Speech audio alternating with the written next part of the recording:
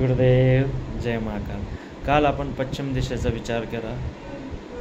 आज आपण वास्तुशास्त्रानुसार वायव्य दिशेला काय नसावं, आपल्या घराच्या वायव्य दिशेला काय नसावं.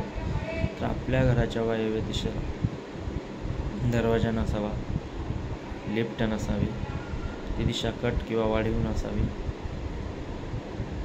ह्या गोष्टी नसायला हव्या. देवघर नसायला हवं, ह्या गोष्टी आपल्या वायव्य दिशेला नसायला हव्या. तर ह्या गोष्टी जर असेल तर याचे परिणाम काय होणार? तर याचे परिणाम असे की त्या घरच्या महिलांना ओटीपोटीचे आजार, मानसिक त्रास, शारीरिक त्रास, संतती होण्यासाठी त्रास हा उद्भवतो. आणि जर ही दिशा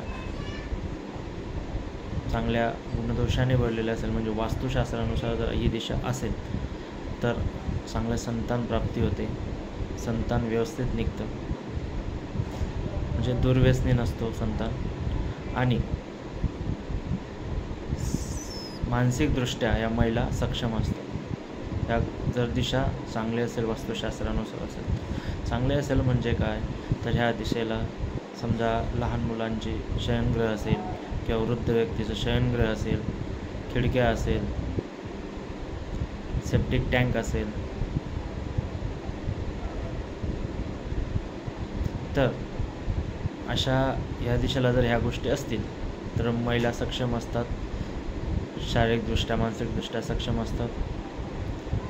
संततीला त्यांना काही प्रॉब्लेम नसतो, संतती चांगल्या प्रकारे दुर्व्यसनी निघत नाही, चांगले संतान प्राप्त होते. आणि जर या उलट या दिशेला दरवाजा असेल, देवघर असेल,